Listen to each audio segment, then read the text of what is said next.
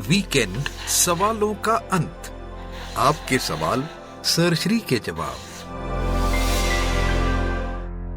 जिन जिन ईश्वरों ने अपने आप को जाना या मोक्ष पाया तो उनसे अलग अलग अभिव्यक्ति हुई, जैसे कि गौतम बुद्ध, संत ज्ञानेश्वर, गुरु नानक। क्या इतने ही गिने चुने ईश्वरों ने मोक्ष पाया?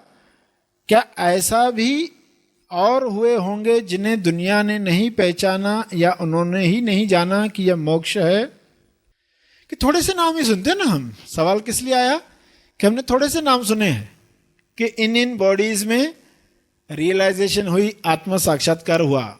तो सवाल है कि इन लोगों में ही हुआ या बहुत सारे लोगों में हुआ?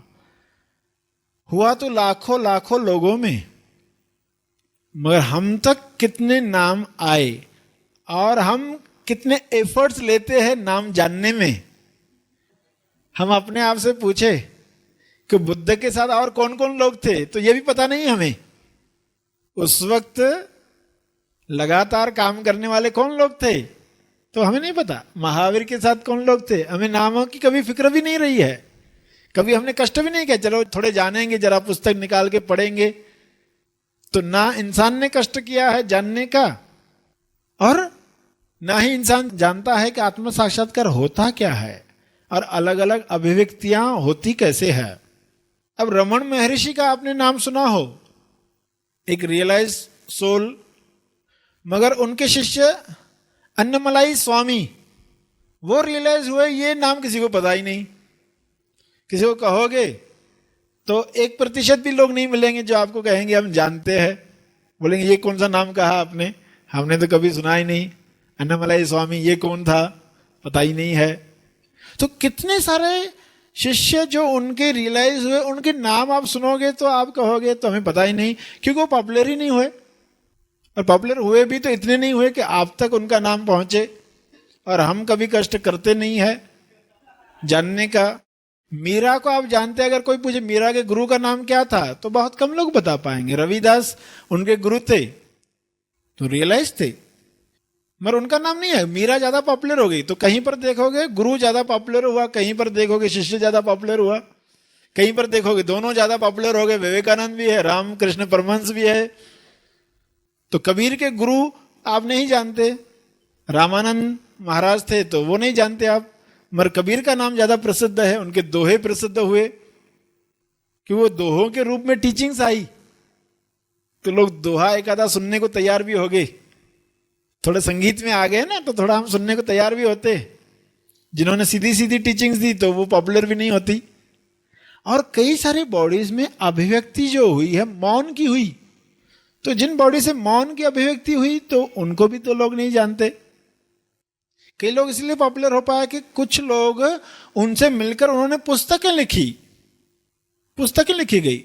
निसर्गदत्त महाराज बॉम्बे में रहते थे, एक सोसाइटी में रहते थे, सोसाइटी के लोगों को मालूम नहीं था, सोसाइटी में जो रहने वाले उनको भी मालूम नहीं था। जब उन्होंने देखा कि कुछ फॉरेनर्स आ रहे हैं उनकी सोसाइटी में, एक छोटे मकान में आ रहे हैं उनसे मिलने के लिए, तो उनको विचार आया भाई ऐसा क्या चल रहा है उधर, क्यों आने लगे। क्योंकि किसी ने उन पर पुस्तक लिखा अंग्रेजी में जो पॉपुलर हुआ फॉरेन कंट्रीज में, तो वहां से लोग दौड़कर आए इधर।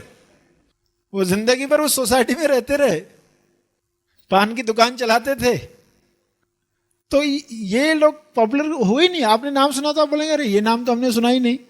तो देखोगे बहुत बड़ी लिस्ट है, एक एक नाम गिनाया जाए, मगर हम कहाँ कष्ट करते हैं नाम जानने के लिए। प्रश्न तो आया हमारे अंदर, क्योंकि हम जो बार बार नाम सुनते रहते हैं वे ही हमें याद हो जाते, बाकी नाम तो याद आते ही नहीं है।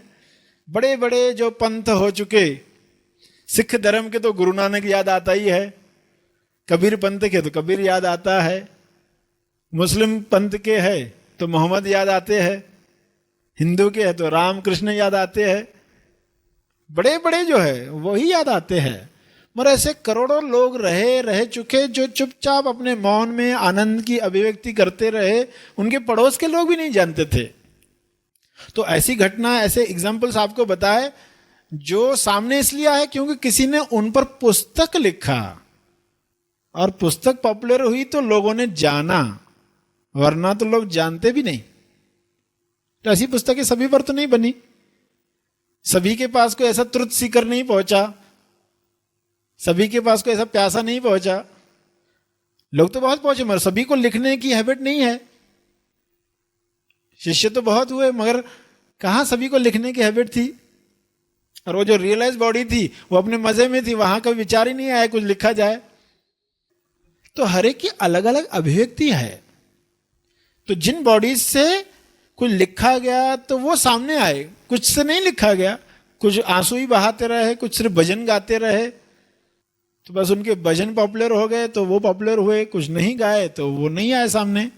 तो इसका अर्थ है कि नहीं हुए लोग रियलाइज ऐसा नहीं है।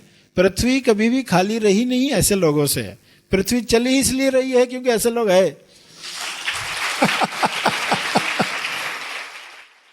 और मौन को लोग नहीं पहचानते। अगर आपके आजू बाजू में कोई मौन हो गया है तो आप कभी नहीं पहचानोगे कि वहां कोई बड़ी घटना हुई है। आप कहोगे कोई तो धक्का बैठा होगा, कोई हादसा हुआ रहेगा, ज्यादा से ज्यादा आप पागल खाने में पहुंचा कर आओगे उसको। पागल खानों में भी ऐसे कई रियलाइज लोग बैठे हैं, उनको वहां फर्क नहीं पड़ता। वो कहते कहीं भी बिठाओ, हमें क्या फर्क पड़ता है। तो मौन को पहचानने की अभी ट्रेनिंग है नहीं, ना ही ऐसी संस्थाएं हैं जो ट्रेनिंग दे। तो कैसे लोग सामने आने वाले हैं, कोई पहचानने वाला नहीं है। और जो मौन में गए वो खुद से बताने वाले है नहीं। और बताएंगे भी तो क्या बताएंगे, बताएं भी तो क्या बताए। आप पूछोगे कि तुम रियलाइज हो क्या, तो वो कहेंगे तुम भी हो तो मैं क्यों नहीं रहूंगा।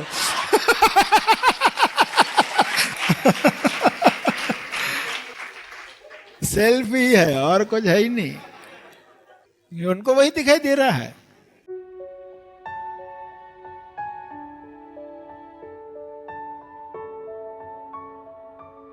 Tej Gyan is imparted by Sarshri in the Maha Asmani Magic of Awakening Retreat. Tej Gyan Foundation organizes this retreat where the spiritual foundation of life is established, where a happy, straightforward, simple and powerful life takes shape. Till date, more than 1 lakh seekers have participated in this retreat. If you too wish to lead your life in the light of Tej Gyan, if you are keen to understand the ultimate truth of life, then do participate in the Maha Asmani Magic of Awakening Retreat. Thank you. Happy thoughts.